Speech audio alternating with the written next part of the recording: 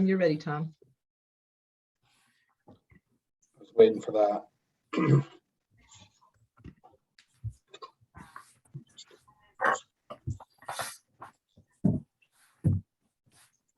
Okay, here we go. Welcome. Welcome to the Tuesday, October 12th, 2021 Scituate Diversity, Equity, and Inclusion Committee meeting. It is 6:31 p.m. and I would like to call the meeting to order. Can I have a second? A second. Okay, let's call the roll. Ms. Dre, Yes. Ms. Yassine. Yes. Do I call on Miss Elena Gulata? Yes. Did As long as, I pronounce that correctly? Gulata. You did, and I guess I say yes, so yes. Ms. Swope, Yes. Ms. Risha, Yes. and I think that is everyone. right, and we are currently missing Mr. Six Tiger as well as Reverend Stewart. Reverend So Stewart. those are absent. Okay. All right. So I'm going to start the meeting by reading the Governor Baker's declaration.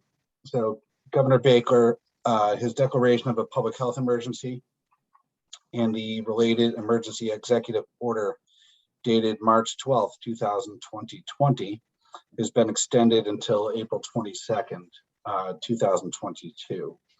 The town of Scituate public meetings have the option to meet remotely until further notice, which we are taking advantage of.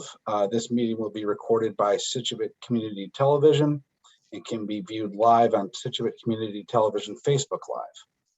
The recorded meeting will be available the following day on Comcast Channel 9 and YouTube Scituate Community Television. Okay, so this would typically be the time where I read the safe space and norms, but we're going to table that. We have a discussion set aside in the agenda in about 20 minutes or so. So looking forward to that. Ms. Yassine circulated the minutes as she always does. Does anyone have any feedback, revisions, etc. on the minutes? I did have one quick edit, and sorry I didn't catch this earlier, but so it's on number 7. This was review of the project plan on gender neutral bathrooms. It references the staff member as Mr. Cafferty. It's actually Mr. Kelly. So it's Kevin Kelly who's actually the director of facilities. Kelly, not Cafferty. Okay. Thank you. I think what would happen, it was first name and I Yeah. misinterpreted because I don't know Mr. Kelly. So Yeah. Those two often get confused. So yeah, you're not. I will amend that. Okay. Anything else?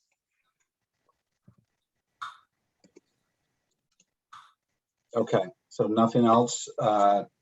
Great job as always. I would like to propose that we accept the minutes with a roll call vote As the minutes as amended. as amended. Do I have a second? I second. Okay, thank you. So let's vote. Ms. Dre, Yes. Ms. Yassine, Yes. Ms. Gulata, Yes. Ms. Swope, Yes. Ms. Risha, Yes. and Mr. Six Tiger, who has joined us. Uh-huh. Yes. All right. And you're not out for a walk today. No, I already took it. Feeling a little lazy today. Oh, please. You make me feel bad. All right, well, welcome. All right. Well, Elena, we're not gonna make you sing your college fight song or anything of that nature, but welcome to the committee.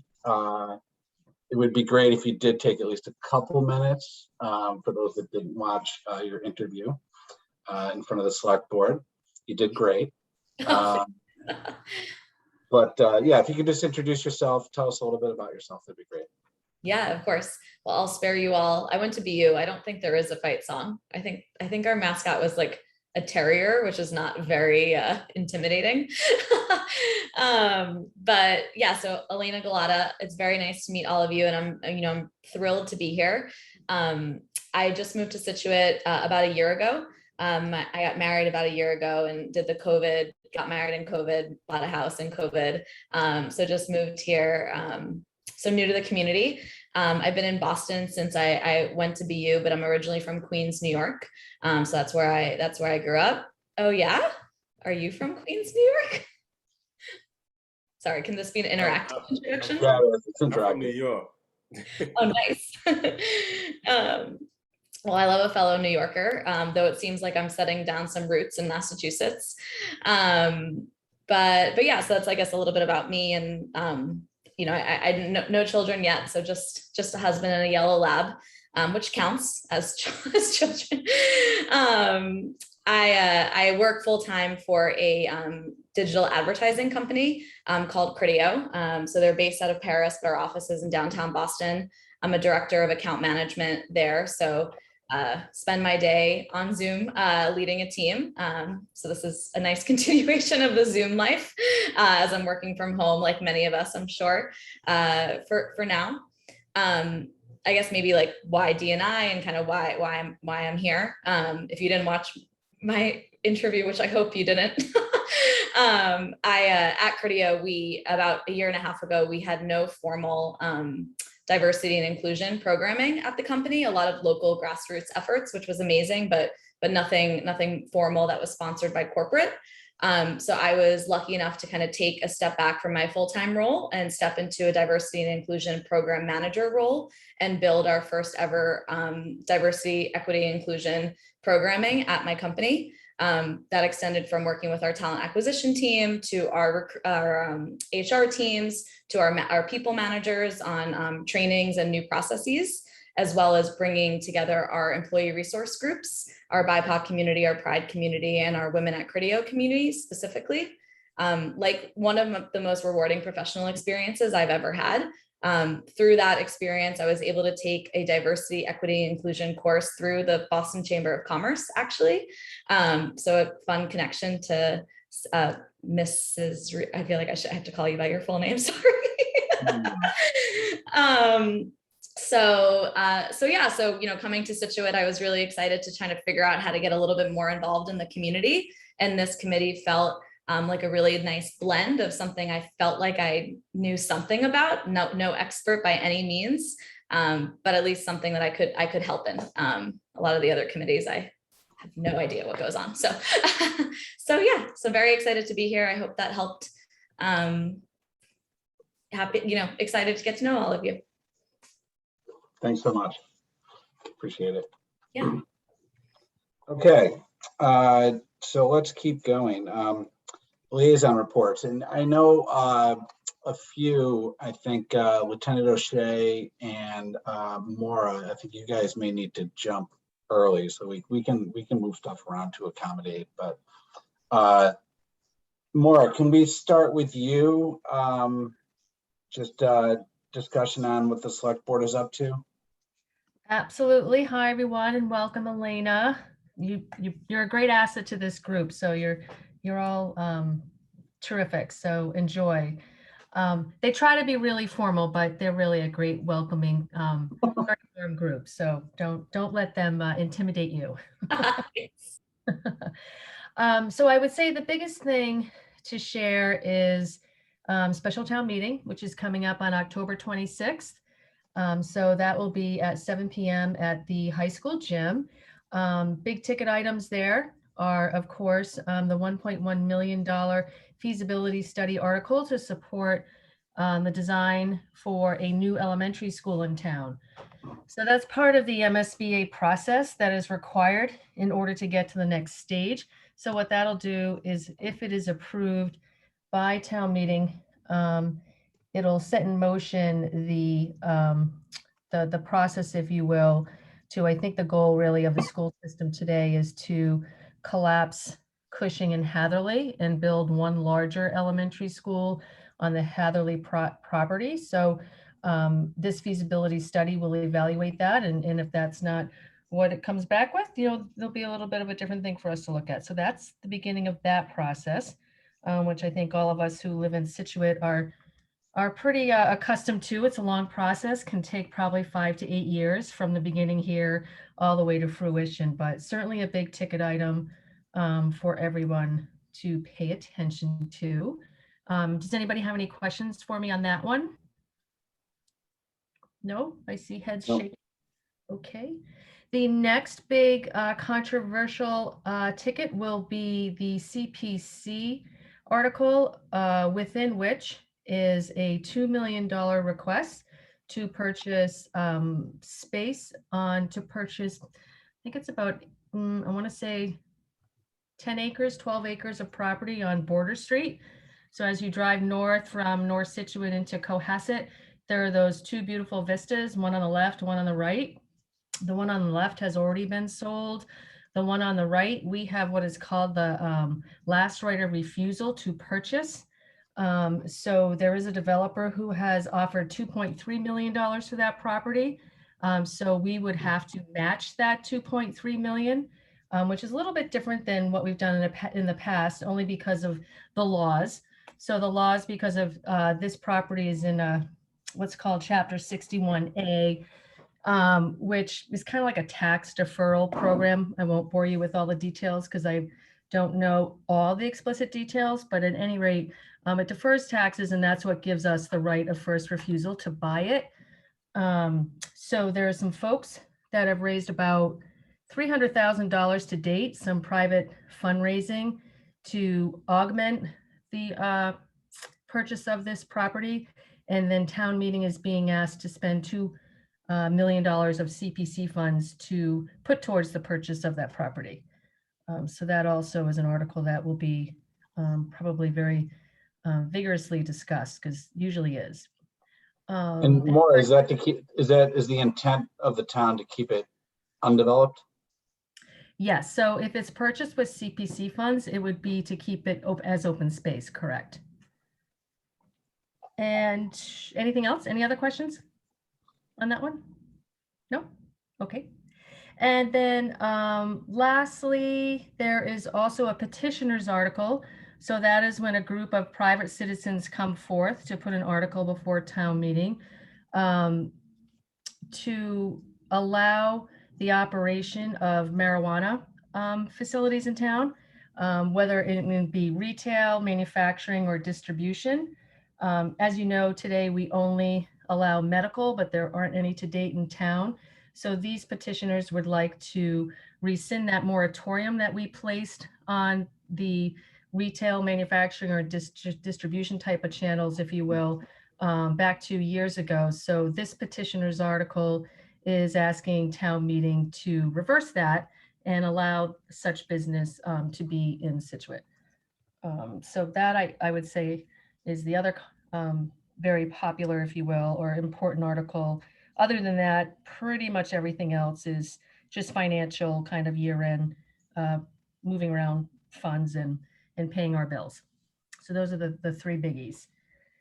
And that's it really as far as an update. You know, we've appointed a lot of board and committee members in the past 3 meetings, and I've got to tell you, we have such fabulous people that are coming forth. I'm really encouraged by the civic participation that's taking place, the caliber of people that are coming forward, their expertise, their passion. So I have great hopes for our town moving forward, because as we get good folks on our committees like yourselves and broadly across the other committees, you know, we hope that folks will step up and go into those other advisory, select board, capital planning, and keep moving. So really, really great civic participation lately. So that's my update that I have, and I'm here to answer any other questions where you think I may have forgotten to update you on something. Ruth? Oh, sorry. Maura, I haven't checked within the last week or so, but our next meetings are scheduled for November and December, and I checked in January to see if we could start thinking about meetings after that, and the select board doesn't have anything posted. Have you already posted something? Are you thinking about posting your I don't- times? Because, I haven't seen 2022 yet, Ruth. I'll ask Lorraine for it. I only have up to 2021. it's not posted on the website. So that's where Yeah. I usually get your dates. We'll probably vote on it. I'll double check and see when we're going to vote on that, Ruth, and get it to you right away. Yeah, just ping me because then we can start discussing it also. Awesome. I mean, all things being equal, we want to stick with the second Tuesday of each month, right? If possible, but we cannot be on a select board meeting, otherwise we lose more. Yeah. Okay. I think that's worked out really well. If anybody else has any opinions on the second Tuesday, I think that's been great. Predictable is good, right? Yeah, I don't have my board laptop with me, or else I could see if I have it in there. I'll shoot Lorraine an email, and she may very well be there right now. So let me see what she has to say, and I'll update you if something comes over. Yeah, I can't, to your point more about the people coming forward. I mean, I can't recall if it was right around the time of our last meeting that they appointed, well, I know it was a joint vote, but Dr. Borkowski, and I've already butchered her name, including me, but to the school board. Yes. Which is fantastic. So, and that was tough. I mean, there were 8 candidates, or maybe 10. There were 8 candidates, all very strong, and we'll see, who pulls papers to run in 2022, because that seat actually will be up for election, if you will. But terrific candidates, yeah, and I don't think we would have really. I think we chose a very strong candidate who really can bring some great professional experience and assistance to the school system. So I'm looking forward to her what do I want to say? I can't even think of the word. Contributions. To her role, right? To her contribution. Thanks, Celia. Were you trying to give me a word there? Trying. Okay, great. Well, Mark, can I ask you a question before I know you have to jump off.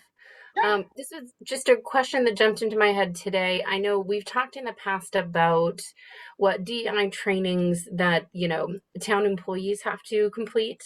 And I wasn't sure if the select board also fell under the category of town employees as it relates to the DEI training, or if there were specific trainings that related to DEI that the board completed.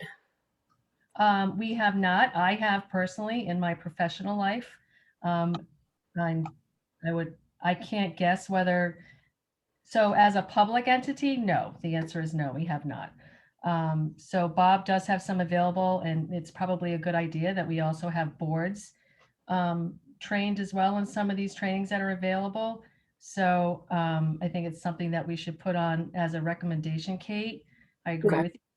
If we're going to be serious about DEI, everybody should at least have access and be asked to participate in those trainings. But I can speak just personally from my professional experience. I've had quite a bit, both as an employee and also as a manager, and taking a look at diverse hiring practices and inclusionary hiring practices as well. So I don't know about Tony, and I don't know about Karen at the rep level. And I don't know about Andrew, any of them professionally, but I certainly will take that back to Jim and everyone. And Bob, I don't know if you have an update as to how we're facilitating it on the town side, if at all, if yet, what that schedule Yeah, is. I mean, so primarily we've been doing it through online training, and so the online training, we're actually able to add select board members to that training, so they can log in and they can take those same online trainings from local GovU. So, I'm not sure whether or not they've actually all partaken in that or not, but so that's available to select board. When you get to the point of actually offering it to all committee members, I'm not even sure the numbers, but it's staggering most likely. So I think we can certainly talk about it. I think it's going to be difficult to be able to offer training to, I don't even know what the numbers are. I have to assume it's in the hundreds of the people who are on the various committees. So one thing we do is we require them to sign off on all of our, anti harassment and sexual harassment anti-discrimination and sexual harassment policy. So we do that. We have them sign off on policy, but it's not necessarily, we're not necessarily offering specific training. Okay, great. Yeah, it was just a question that I was sort of thinking about, you know, like Elena, I'm also in a DEI group at my, you know, day job, and we're putting together a series of training recommendations, and we have a certain amount for everyone, and then additional requirements for those in leadership, and even more so for the executive team. And so I was sort of thinking about the select board, you know, and this might be a nice opportunity to, you know, recommend a certain level of trainings. And I wonder also, you know, there are a lot of great resources out there that are free. So it might also be that we sort of think about using, it's great that the select board could leverage, you know, the system that you have, Bob. And then maybe if committee members, if there's a series of trainings online that we would want to look at, or, you know, talk to an expert to compile, that might be a nice thing to have across the board, but maybe something, Tom, just to put on our to-do list. I already did. Thank you. I tabbed over to my other screen because I mean, honestly, that's something that I can't believe I blame myself, because that's not to say that anything is a layup, basketball term, but Jameel, I know you're a basketball. I am. Anyways, but it's something I've wanted to have on the list for a long time, and I just keep spacing on it. It's something we should definitely talk about. So. Yeah, I think we've talked about it a lot, especially as it relates to the online training that Bob has. But I do think from the get-go, from what I remember, it has been on top. I'll have to look at the project list again, but I think it should be one of our #1 recommendations. Yeah. When you guys come before the board. And just to circle around, on November 2nd, Ruth, we will be voting on the 2022 calendar. Thank you. You're welcome. Okay, great. All right. Excuse me. How long do we have you for, Lieutenant O'Shea? Not to put you on the spot, but. I mean, not at all, Tom. We have a car accident going on right now, so I'm split. If they're okay, then I'm okay. Okay. Because I do know that we did have, we had a great discussion. I know, what was it, 3.5 hour meeting that was held. I wasn't there. So in the minutes, it's in there quite a bit. I know that there were some questions. I believe Ruth and Bob attended the meeting with you, and then there was some good discussion. And Angela, okay, sorry. And there was some good discussion in the last meeting. I think Kate, you brought up looking into, what other towns are doing around I'm probably going to butcher this, a community officer. Am I getting that right? Okay. So I know I didn't just ask a question, but I think Ruth, you have one. So I'm just going to look to you instead. Well, I sent the questions to Mandy. Again, I think that we talked about it last time. Kate brought up, did we have a community officer?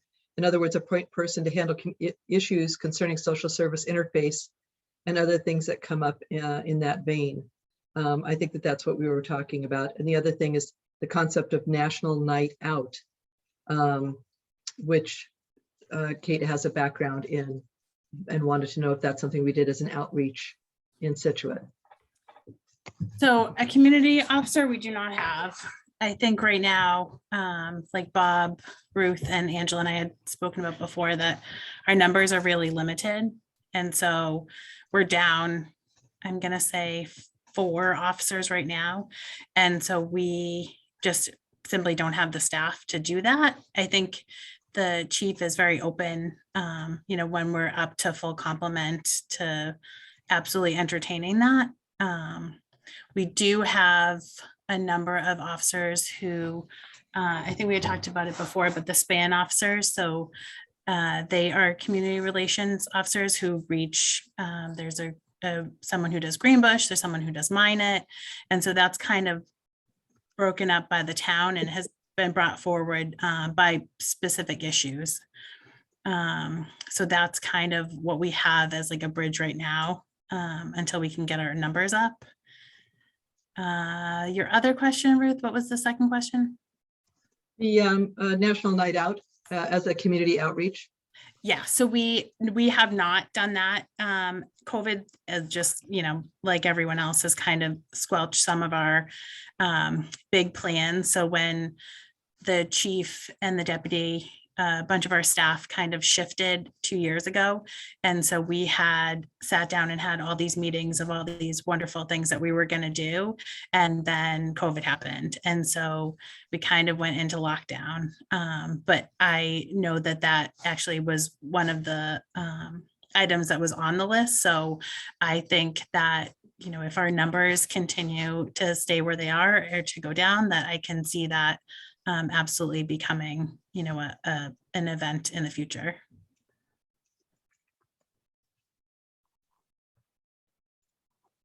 Well, I can certainly volunteer myself, for anything you need help with, especially the National Night Out. I've done it from a property management standpoint with many different towns. So happy to help, if and when it's time for that. I think that's a great idea. It sounds like a collaboration waiting to happen. Okay, great. With the community, there's very few things that are like it. So it's just great that that's happening. I don't know if you were going to mention it or not, but I can definitely share that the reports on the police playing basketball over at Gates with the young folks has been phenomenal. All the young kids, their families showing love to it. So I think I was coming by one time. I think you were there. So going into something like that. So that's been fantastic.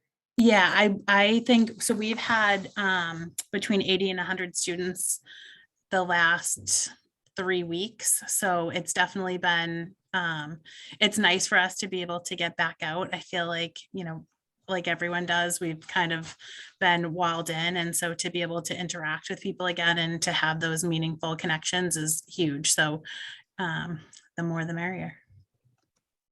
Where's that taking place? On the outdoor court? It's a little bit of everywhere. It's nice because it's not necessarily sports based. So I know a lot of kids in junior high, like if you don't play, a club sport, then you kind of are drifting, right? Like you don't have your spot. So it's nice. Apparently dodgeball is not allowed in the junior high. So obviously officers sometimes can be rule breakers. So we have allowed dodgeball to come back in a big way. So I'm sure they love pelting us and it's like a win-win for everybody. Yeah, exactly. That's great. Okay. Anything else for Lieutenant O'Shea? Okay. Let's drift back. So Jameel. So I'll try to be brief. I mean, there's a number of things that have happened since the last time we met. First, anyone that has any connection to young folks that are at the schools, hopefully you've heard good responses to "This is our house." Very good. That has happened for my kids. Yeah. every school. And we've also done so for the early childhood folks. And we actually will be in the process of putting something together for the neurodiverse folks as well. And working with the students to do that. But the response has been overwhelmingly positive. We continue to get like letters and notes and teachers utilizing the content from This Is Our House in the classrooms, and also using it to drive home the message of being together and that, it is our house. So that's been a fantastic way to kick off the year. And the hope is that this happens annually. And at its greatest calibration, I probably won't do too much, but the students will be the ones that are communicating message more so. But it's just been really phenomenally received. I've also begun to be respectively at every school once a week. I mean, one day out of the week, every week. So, and my time in the schools has been utilized, I would say, really well. I'm not just there doing anything. I'm in classrooms. I'm reading with some of the students. I'm helping doing the math thing, the math tests and math games. And just also being asked to teach some lessons on love, inclusion, and trust as well. So that is going really well. The lit line that I shared with folks that's active, we've had, a number of messages that have been wonderfully received. The first one was with Muhammad Ali. The next one The next few were in honor of Hispanic Heritage Month, and so now we're into Happy Filipino Heritage Month for folks, and we're into that now. So we have the messages that and that, and these have been done by members of the community, and now I'm starting to recruit folks from different groups. I think Stride will be doing one pretty soon, and or more. Because you can do, like I said, it can be a person or a group that's doing it. So that is off and running and going really well. At some point, we may try to put some engineering tool that allows us to know how many folks are actually tapping into the lit line. It's fantastic. I encourage you all to just give it a call. The lit teams, there's going to be a lit team in each school. So those are beginning to formulate right now. And so through the lit teams, a number of great things will happen, but every school will have a team that's comprised of 2 staff members and at least 2 students representative of every grade in the school, except in the elementary schools, we're just starting from grades 3, 4, and 5. Other students have interest at the grades below that. We'll work with them to have a channel through the lit team, whatever it is that they want to do in a respective school. Also, some of your loved ones and students that you're familiar with may have received an affirmation card. Those have proved to be also really well received and have been things that have been shared with student to student and teachers to students, students to teachers, et cetera, et cetera. And so these are all affirmation cards that are based in love, inclusion, and trust. So those have been wildly successful. One of the most warming stories that I've received regarding the cards was someone sharing that the mom I accidentally threw away the card that my daughter received, and it turns out she received it from another student. She was just heartbroken. Can we get another card to her? So instead of just giving the mom a card, we actually just gave her a whole deck. So all 11. I said, well, the caveat is that she has to share with 11 folks by the end of the week, and the student was with it. The mom was happy. Everybody was working with it. So that's happening. That was great. That's just a great story. Then if you saw this past week's Thursday Thoughts, you saw that we put out the request of folks to join LitPAG, which is the Love, Inclusion, Trust Parental Advisory Group. And so there are a number of parents that have expressed interest in that. So there are some folks that are already there, but we'll see how many folks respond to that and become a part of that. But that will absolutely be a brain trust and connection between our efforts and our parents in the community.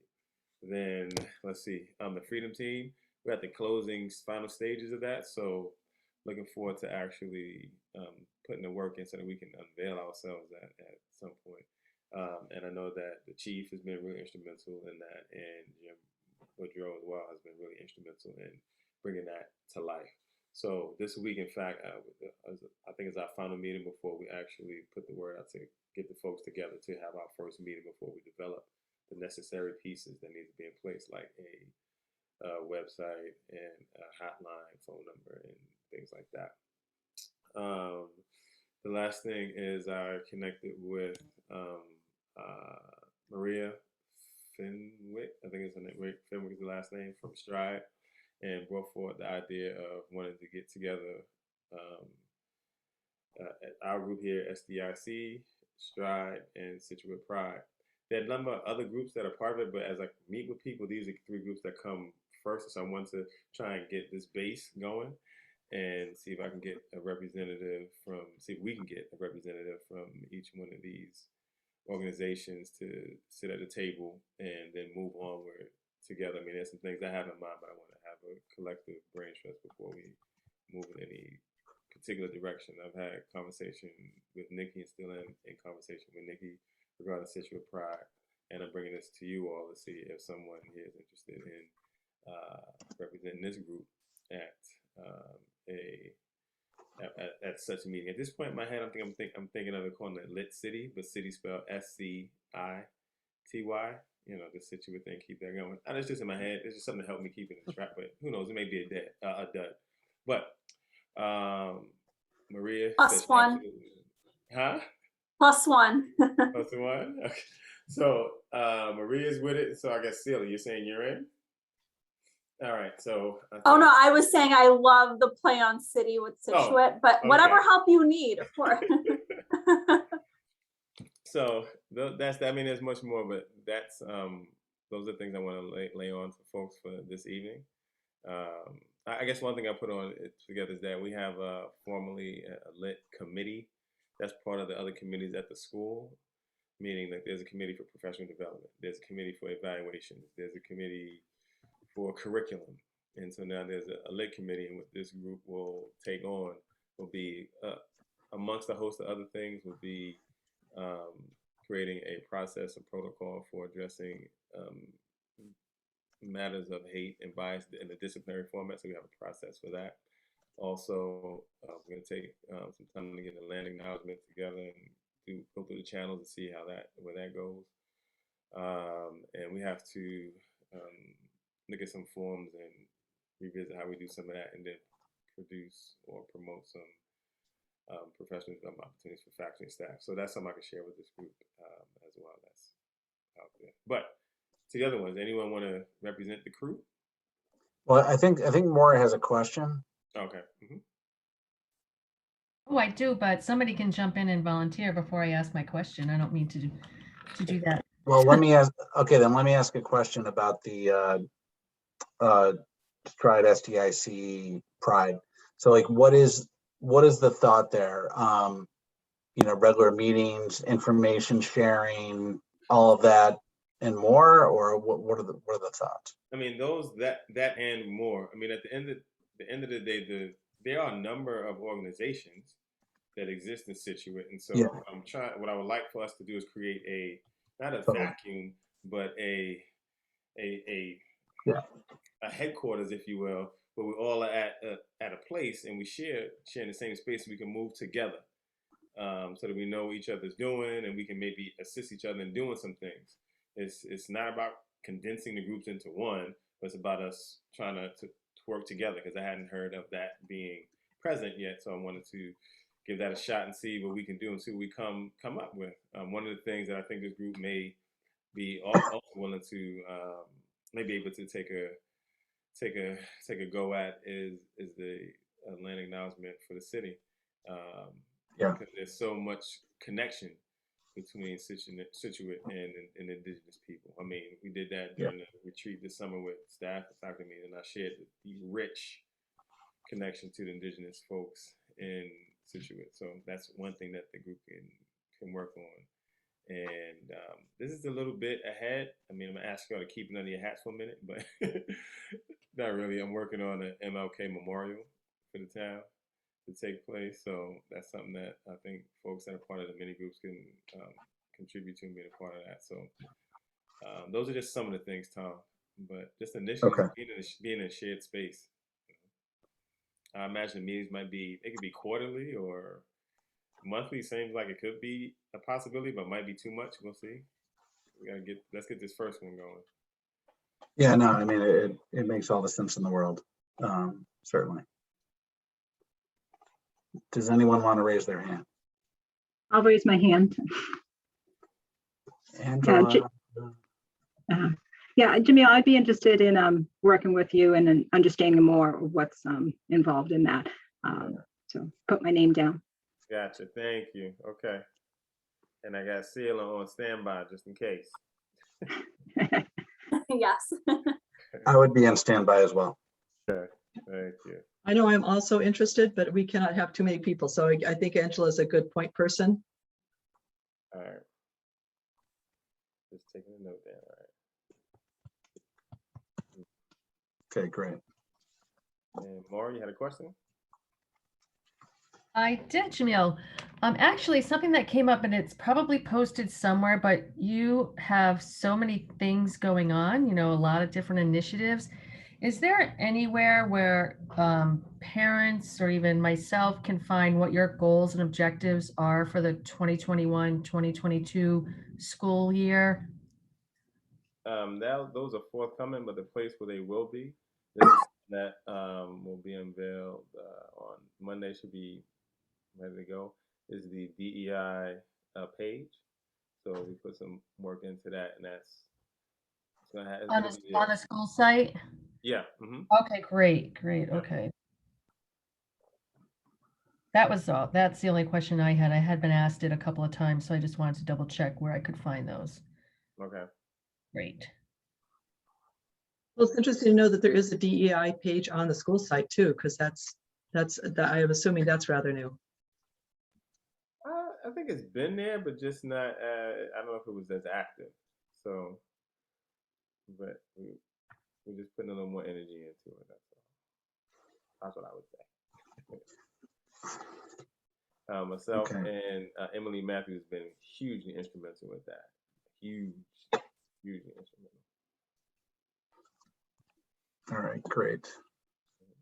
Anything else for Jameel? Okay, great. Thanks as always.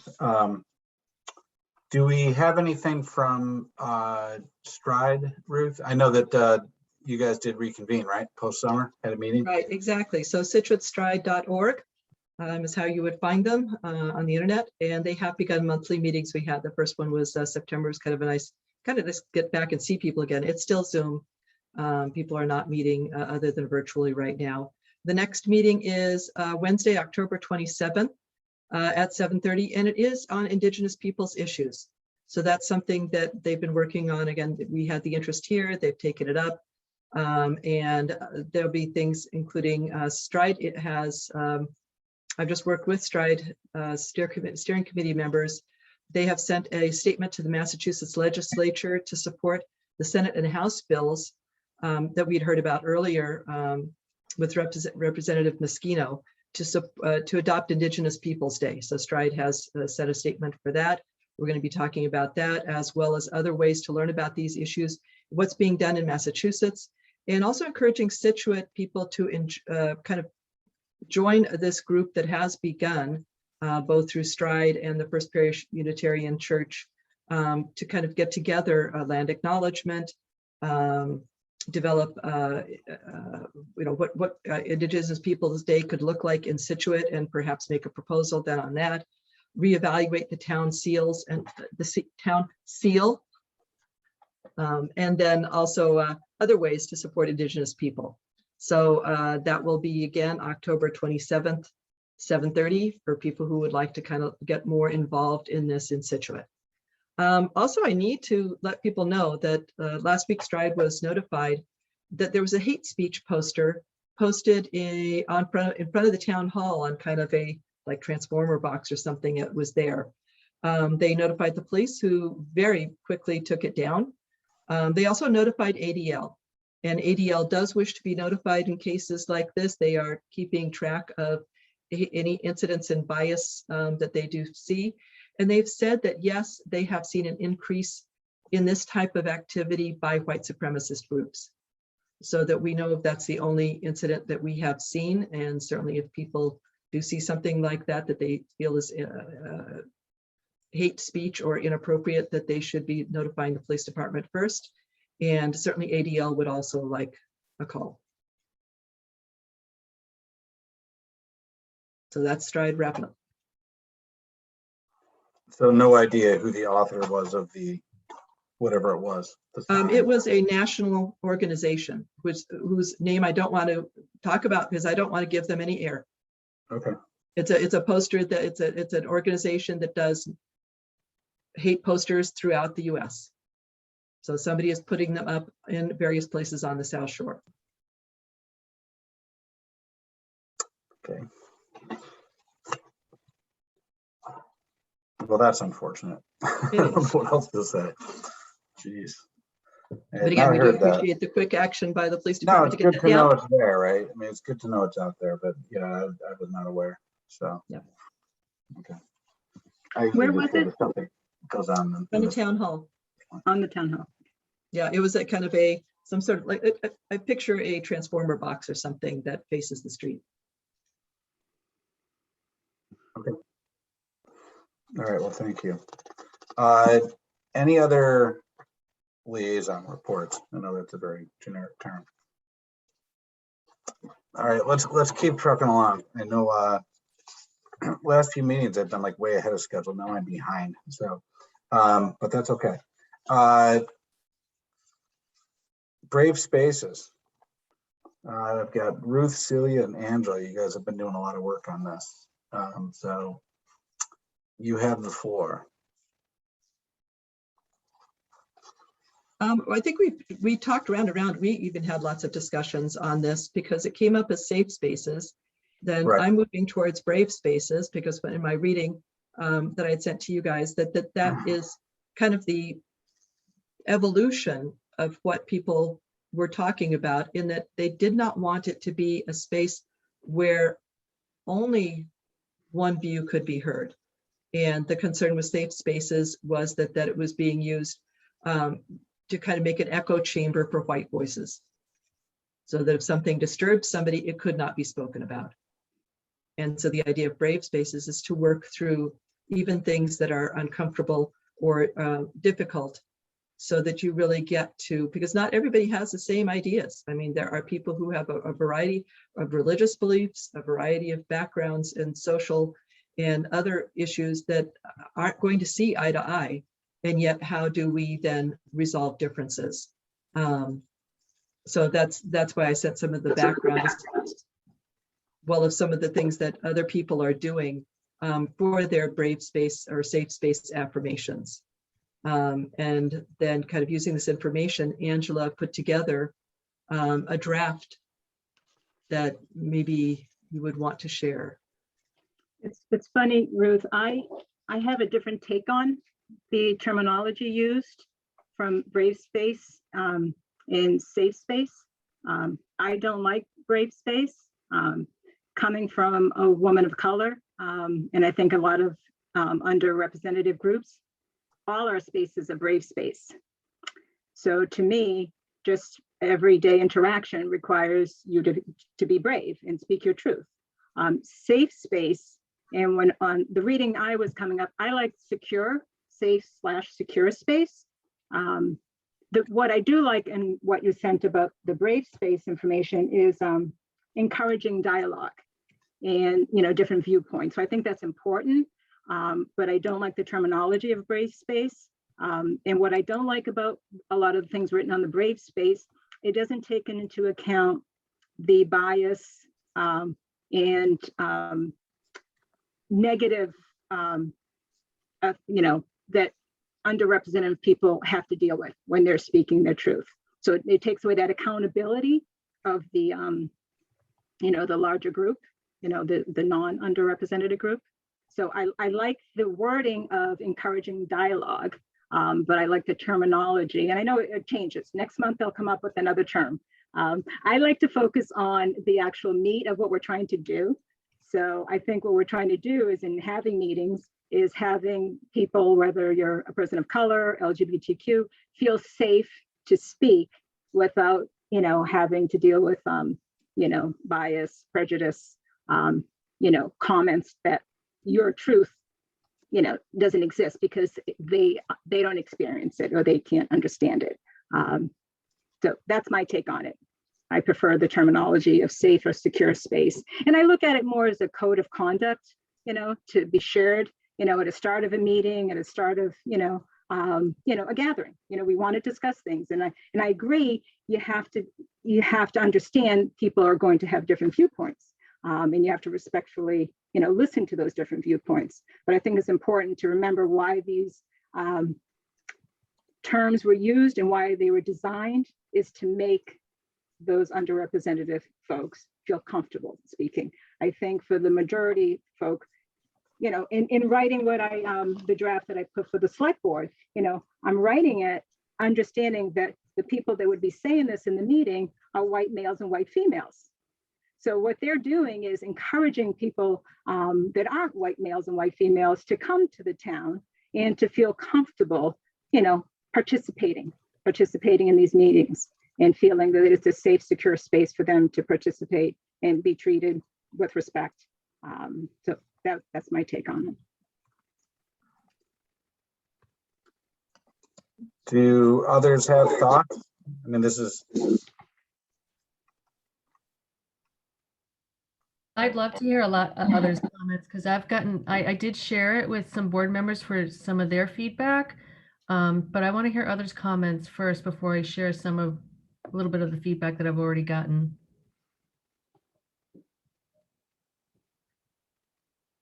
One of the other thing I wanted to say, because I was talking this, I run things a lot by my daughter, you might all know, and some other folks. And I didn't tell her how I felt. I read the two explanations of both. And she says, okay, how do you feel? And I told her how I felt. And she's like, I feel the same way. And I did it to a couple of my girlfriends and we felt the same way. And I guess, who are you trying to reach by wanting to make a statement of brave space? Do you want me to, I'm gonna share this, just if it's helpful. Can you guys see that? Not yet. Not yet. Oh, I okay. have it open. You got it now? Now I got it. Okay. Well, Just so people see it. Yeah, that's what I wrote before reading the information on brave space. So this is Okay. what I would recommend that we use on the DEI. You know, and I see it more as a statement. You know, it's just a statement. It's just, you know, that we say before our meetings. So you know, I kept some of the things that were there, and I think the safe space statement that we had been using on the DI committee was one that was used at a couple of race talks events that were given. And I think it had to be written to anticipate someone being inappropriate. You know, so I think there were some statements in there that might be not as, you know, could have been taken as a little harsh, because I think we're in a committee. We all have the same goal, is to make the community better and to work on our initiatives. So I think, you know, it didn't have to be as harsh. So again, think of it as a code of conduct. Yeah. I think Reverend Natasha asked, you know, to add a couple of things in the first sentence, where we just, you know, made it's a space, secure space for all people, especially people of color and those underrepresented people in the community. That was there. The other sentence I added was, you know, we want to work together. You know, we want to celebrate our differences, and we want to bring, you know, gifts that we each bring to the table. This is a safe space where people can bring up challenges and questions without fear. Again, challenges in open dialogue, I think that, you know, that's, you know, stated there. Take the learning, believe the story, something else that was there before. We want, you know, people to feel comfortable sharing their experiences. All participants are embarking on the journey in different starting points. We will assume best intentions, and we will treat one another with politeness and respect at all times. I think you have to say something about how you're going to handle anyone that doesn't, you know, conduct themselves that way. So that's why the sentence is that we can remove someone for inappropriate or acting inappropriately. If you don't think that's necessary for our committee, you know, but we do have a public comment section where someone could come and, you know, say something inappropriately. And again, I think it's nice to end our statement with what we want, you know, and, you know, what we're trying to do, you know, so we're dedicated to the standards. We want everyone to feel welcome and participate and supported and respected in our meetings.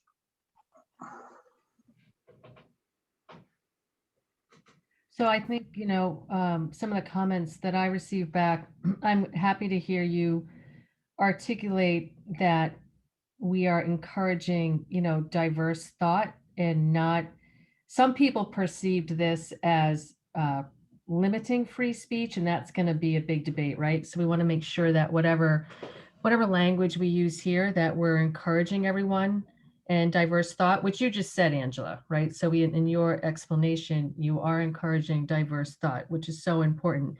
And I agree, like, what is that balance to make sure that people of underrepresented communities feel confident and safe to come forward, right? Without any retribution or retaliation, right? We want them to come forward. Some other things to think about, some other comments were, you know, how do you define as a public entity, right?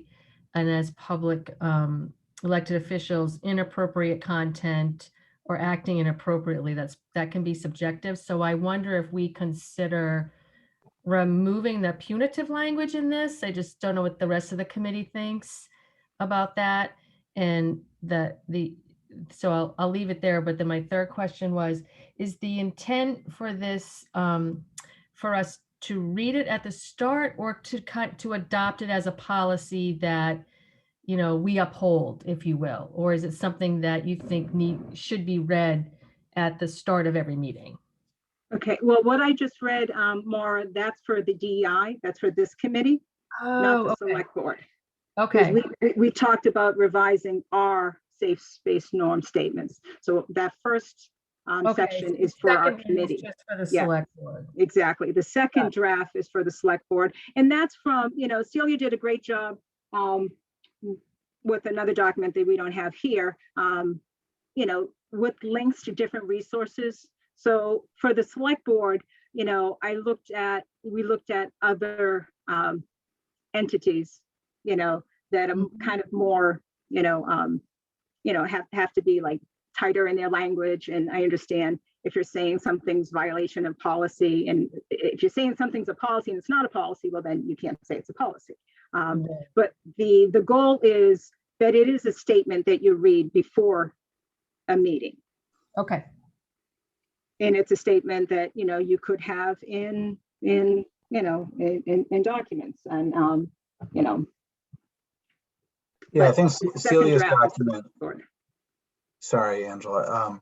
Yeah, Celia, you wrote the background on Brave Space affirmation with the No. links, right? So yes, I mean, I have that, and I believe that was sent around as well. But yeah, it has the links and talks about what the elements are of the affirmation, where you can use it, and where do they appear. Did we share, so Celia, there's- the one? I No, don't think so. I think we shared Ruth's version, but what we can do after this meeting, Tom, is circulate that one because it was written as a draft recommendation to the select board. Like, this is what it is. This is the research behind it. Here is how you can construct your own. This is where it appears, sort of as a guide. So what we can do is circulate that as well, so we can compare that with, and that was also written as a safe space norm or statement. So we can compare that with the Brave spaces and then look at the verbiage of both as well. So we'll get that around. Okay. Jameel But I has his think hand up. Jameel. So there's a couple of things I just want to put into our thought process. Now, as Angela stated, the terminology changes, it evolves. At one point, the thing was safe space. And typically, that was the goal of it was trying to let folks know that, it's okay in this space. You can be yourself, you can be authentic as possible in this space. Then what happened was it was acknowledged that, everybody isn't going to feel that way in this space, particularly those who are minoritized or marginalized. And so then it evolved to Brave Space.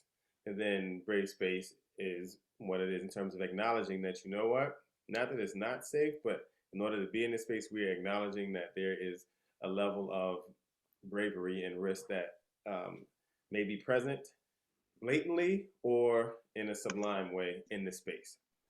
The other piece is that these terms typically were said during workshops or during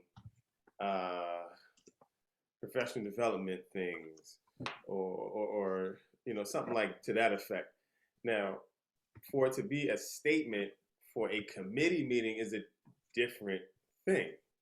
And so, and I think I see Angela shaking her head, so I'm hitting it right where she's agreeing with it, in that it's kind of to have a safe space in this setup is challenging. Now, the reason why I say it's challenging is because the meeting is recorded, and then it's posted where folks can have at it. And so anyone who does speak in this space I don't know that there is a level of, once you put something out in the world, it's out in the world. You know what I mean? So I don't know if we want to call it something else or have a piece of it that isn't sent out or something like that. Because if I'm not a part of the committee and I'm coming to this meeting and I want to share something, I need to know coming into it, as soon as Tom hits that button and it says this meeting's being recorded and I have an option to either stay or leave, I'm making a conscious decision if I stay to say, you know what, I know that whatever I say can be seen by whoever wants to see it, kind of thing. Or I decide to leave. So, there's something to consider as well. But if we're in person and it's not being recorded, then that's a different thing. But I think just something for us to consider is it that, and again, once it's posted, it can go out. Your neighbors, friends, family, frenemies, whoever is there has access to kind of see it and have a feeling and post it as well, something like that. So those are just a couple things that I wanted to put in there, because there's a difference between a workshop kind of thing and professional development and a actual space and an entity.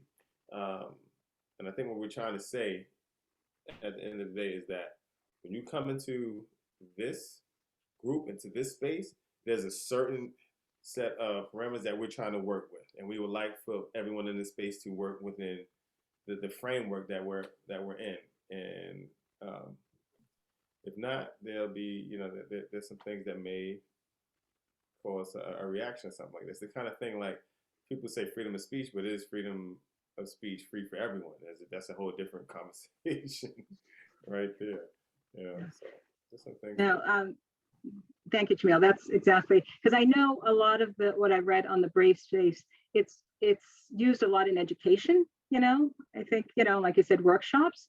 But if we're just having a statement on how we want our committees to run and how we want our meetings to run and how we expect certain behavior and openness and dialogue, I think that shouldn't be that difficult, to come up with a statement that encourages, open dialogue, but also recognizes that,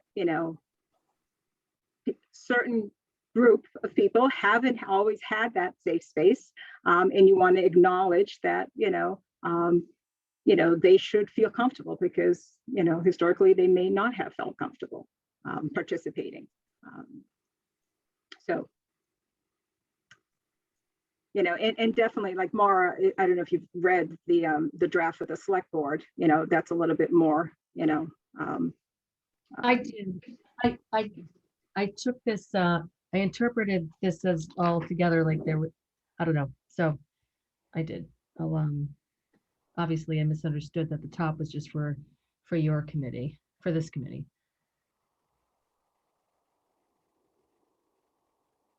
And the other thing is, this is the type of thing that should just be listed in like bylaws and just be present, and that's it, versus a statement that is read again. Because when you say it, providing safe and secure, how are we securing folks? How are we providing that security? Well, yeah, I mean, nothing is, I think maybe it's not, it's maybe more making a statement on the intent, like the committee's intent or the board's intent to do this because they believe it's important. Obviously, the board can't, control, any resident coming in and acting inappropriately at a meeting or saying something. But I think for the residents and, or people participating in these meetings, I think it's nice to know that those in charge have the intent of, having that environment or promoting that environment, which, a person should feel safe and secure to speak and to participate. Yeah, I think to reinforce what Angela just said, it's about values too. So sharing the intent at the onset of a meeting and setting up the conversation, it just says what the town represents or what that convening entity represents. And I think for this, again, it could be used multiple ways. So it could be in bylaws too, or on the town website or in multiple places in long form. But I do think there could be something or should be something read at the onset of meetings, because also different people attend different meetings. And so for them to enter that space knowing like, this is what we're expecting of participants, I think goes a long way. Even if they don't abide by them, I think it's important for the town to reinforce that culture and that expectation. I agree with you, Celia. And I would say also that the board, when we do present this to them, that this should be adopted as a policy that we expect all of our committees, right? Because all of those committees roll Right. up to us to adhere to and adopt. It reads to me like a commitment that every committee member or select board member kind of is adhering to or holding themselves to in any meeting, in any forum that they attend. So whether, and I think reading it at the onset of every meeting just continues to reinforce and kind of helps everyone walk the walk, talk the talk, or, whatever. But I also, just going to the brave versus safe. I also have only really heard these terms used in workshops and kind of actual collaboration sessions or where people are really kind of not following a strict agenda or kind of not following something so formal. So I don't know if it should be called a DEI commitment, or, maybe there's a different word too that the statement could be called that would make it a little bit more clearer on its intention. So I don't know, just some thoughts. In another world I'm a part of, which is poetry, when folks are in the space, oftentimes the host would share that, in this space, we value freedom of expression and freedom of speech, but understand our community. And so there may be repercussions for what you share. Bear that in mind as you share whatever you're going to share, kind of thing. So that's a way that folks do that in a poetry space that's built for expression. But at the end of the day, the understanding is that, this is where our values are as a community in this space. And if you want to go outside it because you feel you want to say something, there may be some repercussions that come as a result of what you say.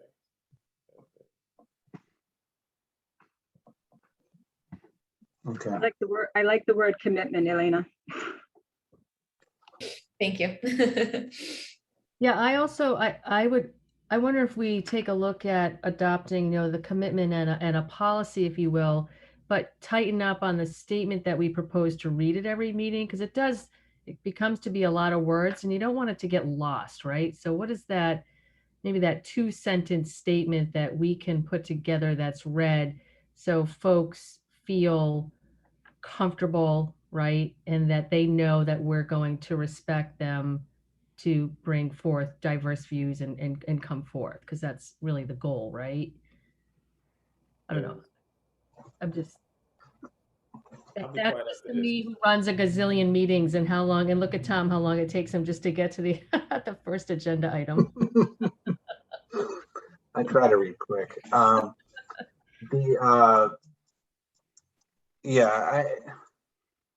mean, this has been great discussion. We've definitely got some action items here. And I mean, more to go back to what you said in I think you were pointing out the potentially, punitive repercussions, right? If someone comes in and if someone violates the policy, the board may take any action they deem appropriate. Removing them in question, disallow entry to future meetings, so on and so forth. Is that, not to put words in your mouth, but is that where you feel that you could get pushback on the whole freedom of speech issue? I do. I also think we would probably have to have, once we finalize this, have town council look at it just to make sure that there's nothing there that puts us at risk, because we want to make sure that we're writing something that achieves our objectives, right? But also doesn't put us into a situation where,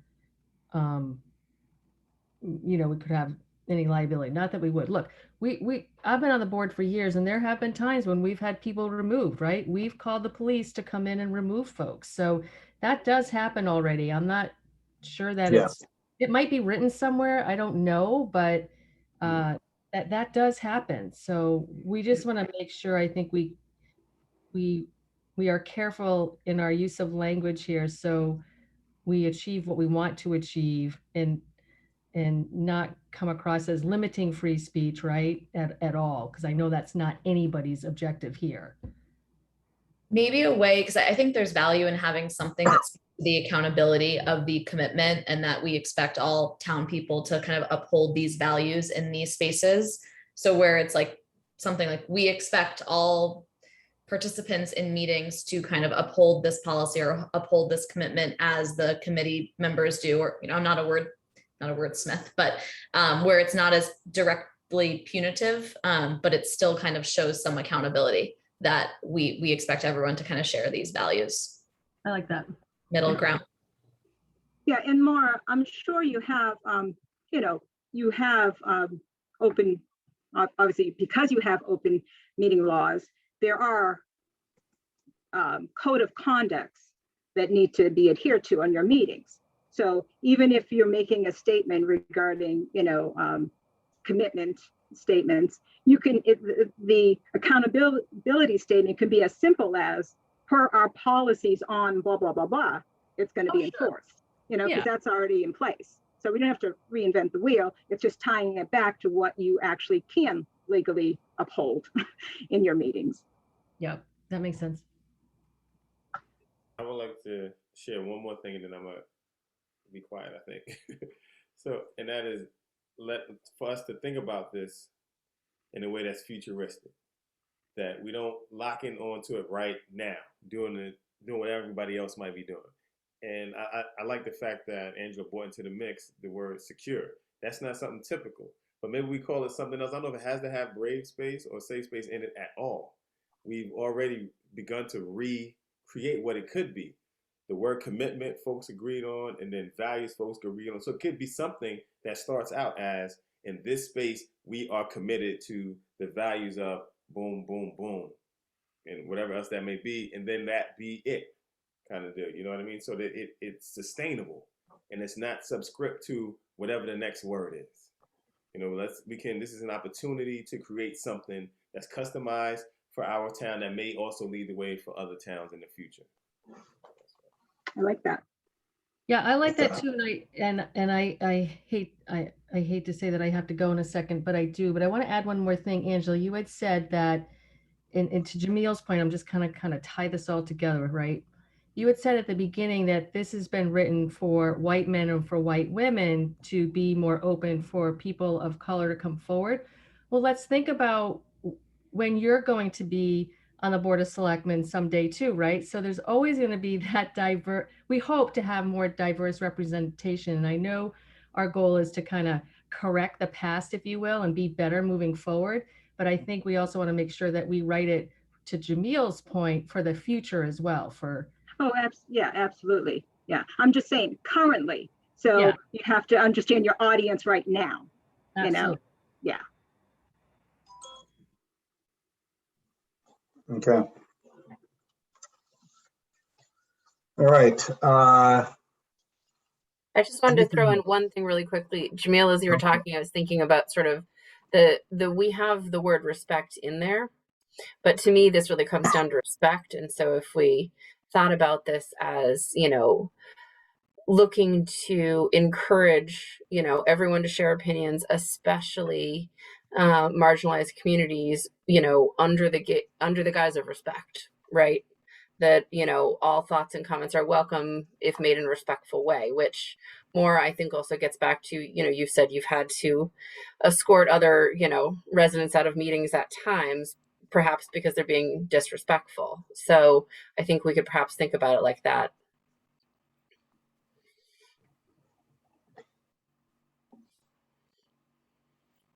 Yeah, I mean, meetings are being disrupted all across the country, right? I mean, they're viral. There's school board meetings, select board meetings, mayoral meetings, what have you, right? Whether it's masking or God knows what else, right? So meetings are being disrupted. People are being escorted out. I mean, it's a thing. I mean, hopefully it doesn't infect this community, because I don't think we've had a lot of that lately. But I agree. Great discussion. Great discussion. Anything else on this topic? Just to say, Tom, how much discussion we've had and how hard it is just to set parameters around how to have conversations.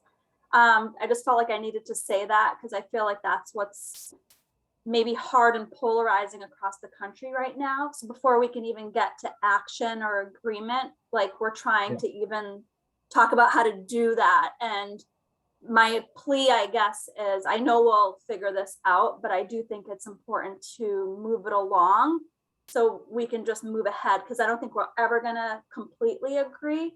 Obviously, we want town council to approve it, not to get in trouble or anything. But I do think it should be a living, breathing statement or set of words, to Jameel's point, and we can continue to change that. And maybe we write that into the recommendation that we should revisit this, you know, every 6 months to a year so that it's current, because again, everything in DEI space is constantly evolving as it should. So we can include that, but just to not like hold things up too much. I kind of getting back around to how I started. I have no problems changing safe, brave to concepts of commitment or values. I think that our setting up something for ourselves and not being beholden to what other people have done is a wonderful thing to do. I also don't like the wording of administrators may remove. I think we can put that down farther down below in what we say for public comments. And I think that, as Maura had pointed out, that can be done by leadership in any meeting to uphold the respectful tone, because I don't think that that adds to our feeling of people being accepted. So I would suggest that we kind of work on this a little bit more and not vote on it tonight. And maybe if people want to, I mean, a lot of ideas have bubbled up. If people want to take a crack at kind of rewording things, sending it back to Celia, Angela, and I have been working on things, so sending things back. What do people think about that, or do you want to just be done tonight? Well, I don't think we can be done tonight. I think we have more work to do. I would love, and you guys have already done a lot of work on this, obviously, but I would love to be in a position where we could vote on something in the November 9th meeting. Is that doable? And we can pass stuff around, obviously, prior, right? So, Yep. You know, as soon as you guys can meet and so forth and circulate things, and without, you know, violating our Robert's rules and quorums and all that lovely stuff that Miss Galata will come up to speed on. It's great. Just trust me on that. We will, yeah. I've got to run, so I'm so sorry because I'm late. It's okay. But do you want me to take a stab at the select board one, or would you as a group like to look at that and keep it and give it to, how do you want me to handle that? Because I don't want to overstep here. Happy to do either. I think we need to tweak it more, Maura. Okay. We don't have it ready yet to present to the select board. We're still working on that. Okay, but do you want any feedback back from me or no? Sure. We always love feedback from you, Maura. Yeah. Just checking. Okay, great. Great job. Great discussion. Thank you. Thanks, Maura. Okay. All right. So, yeah. So, like I said, we'll you know, circulate whatever you can, tap whoever you need, and hopefully we'll be in a position to vote November 9th, move it to the recommendations tab. And this will be one of the, hopefully one of the first handful of formal recommendations that we make to the select board. All good? Sounds good. Okay. All right. Let's keep going. We may be taking some votes on shortening tonight's agenda unless you guys want to be until 9 o'clock, and I don't think you do.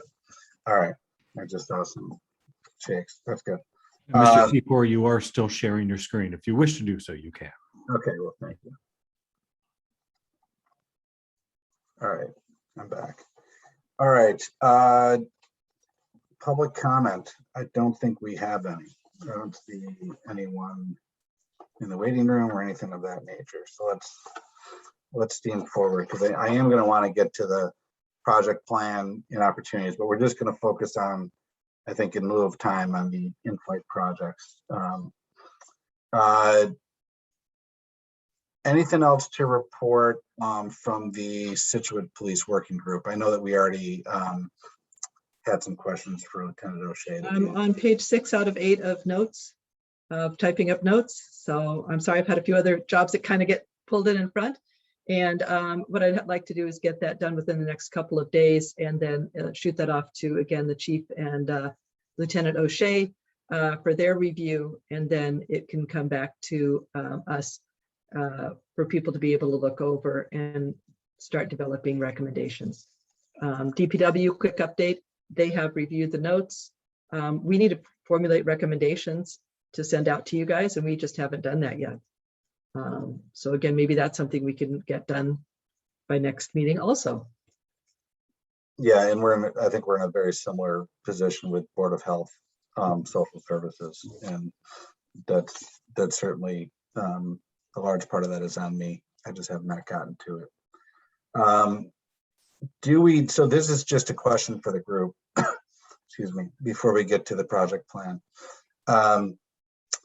Do we want to, I know we have a lot of things in the air right now, but do we want to start prioritizing thinking about our next round of town departments, library, cultural committee, recreation department now, or do we want to keep working through our in-flight projects, get our first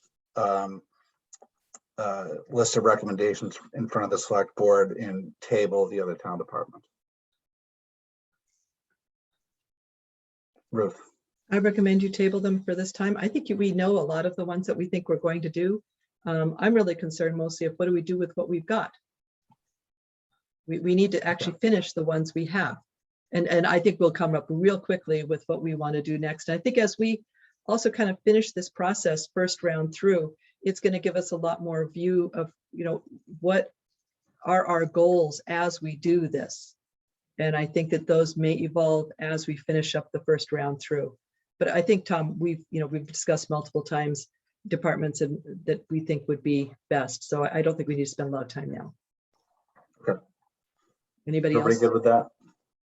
I agree. I think move forward. We've got a lot of in-flight projects going on right now, which is plenty to keep us busy. And we do want to make some formal recommendations, right? We do. Yes. Okay. All right. So I'm going to share my screen again. Let me just make sure I have this up. All right.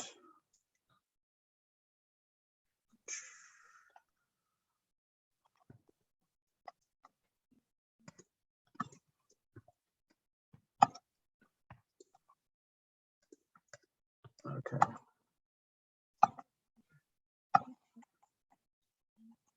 Let me just make sure this is the right one.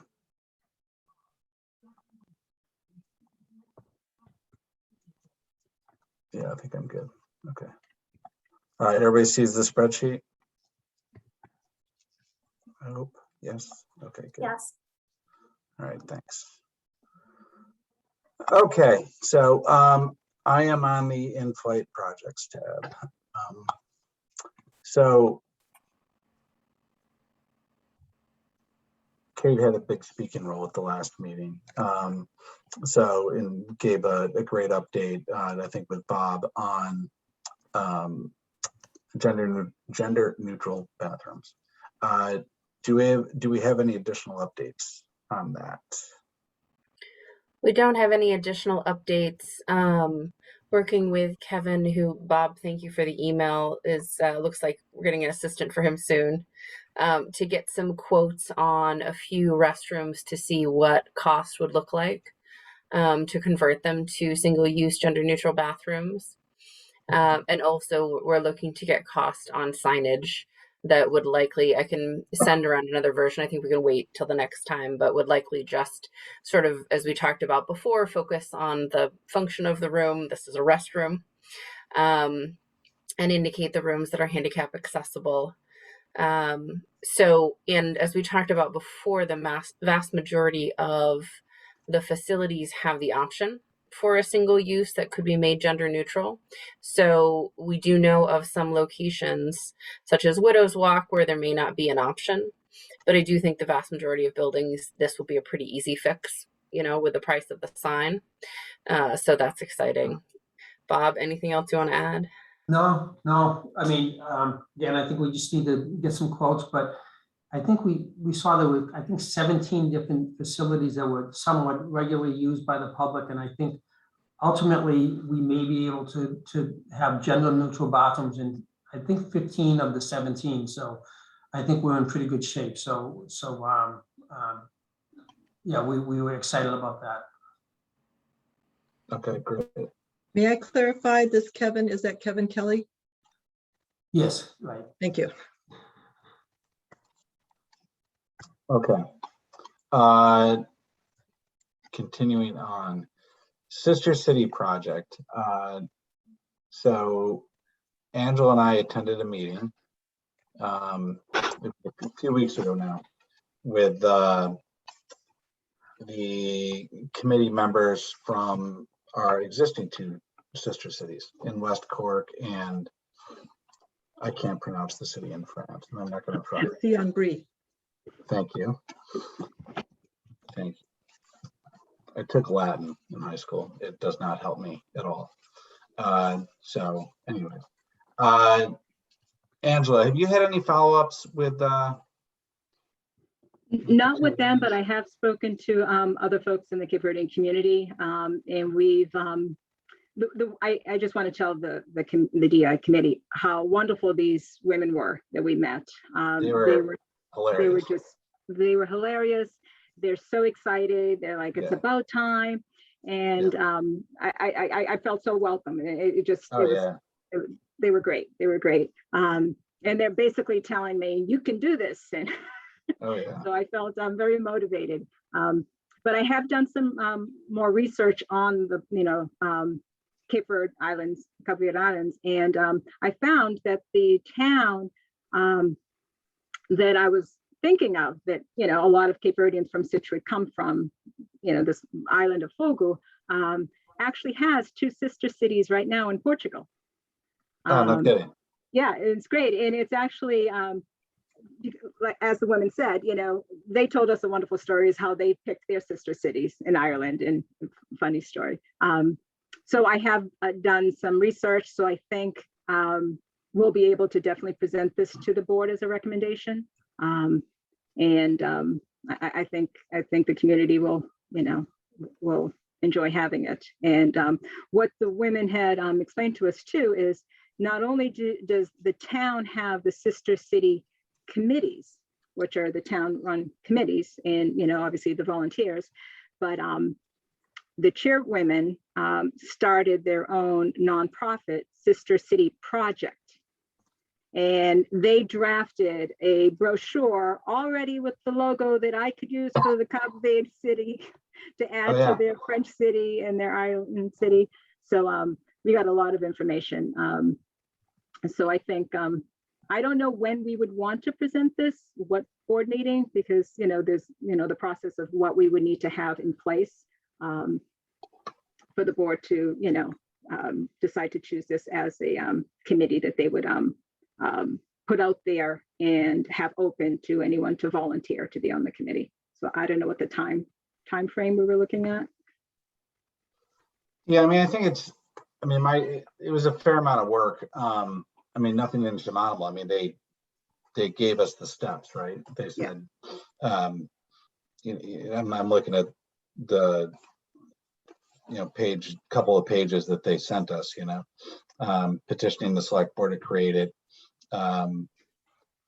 contacting potential sister cities. You've already done some research there, but it would be in a separate committee. Within town. But so is our goal then as DI committee to just recommend that they establish this committee, And then that's just our recommendation. And then myself and others that actually want to, you know, start the committee would go through the process of actually. So our recommendation is when this is presented to the board, we recommend that the board, you know, agree. Yeah, you know what? So I actually had a bit of a sidebar with Tony Vignani on this topic because he's been around, I think, for the establishment of the other ones. And he would be more than willing to take a trip to Cabo Verde to scout the cities, by the way. Yeah. So I think I'll take that up with you offline, I think, Angela, but I think between Maura and Tony, I think we have to ask that exact question, right? So obviously there's going to be a lot of legwork before and after the recommendation is made, assuming that we get the go forward to go ahead and do this. The question is just how much work needs to be done right now before we get to the recommendation, right? Yeah. Okay.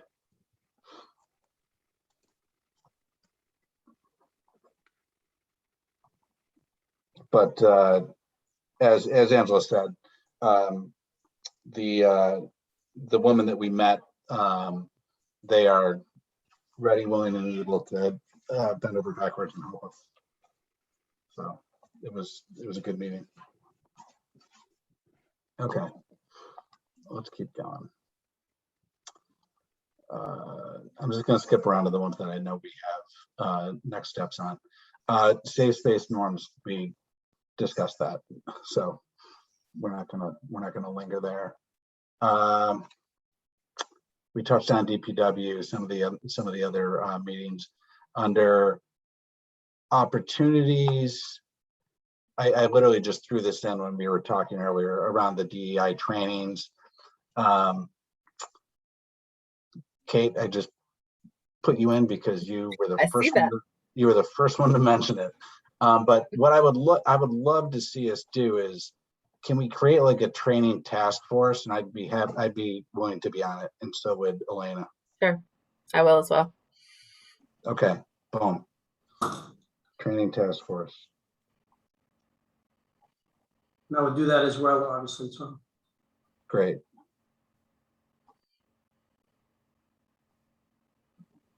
Okay, great. I'll get a note out and just see what calendars look like to have an initial meeting.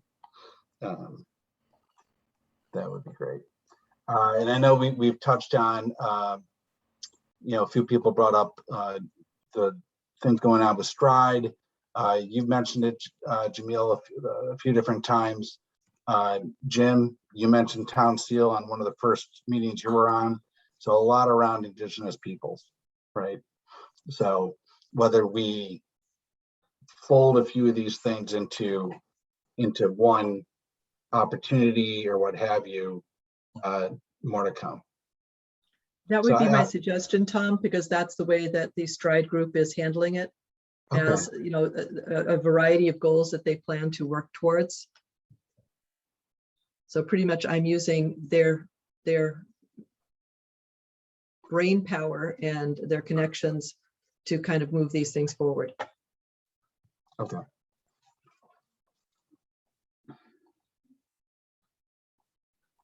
All right, then I'll collapse some of the stuff. So Ruth, maybe I'll take that piece offline and help me structure how we want to attack that. Does that make sense? Absolutely. Okay.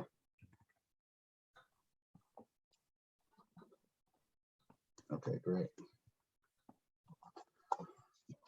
All right. I know we steamrolled through the last part of the agenda, but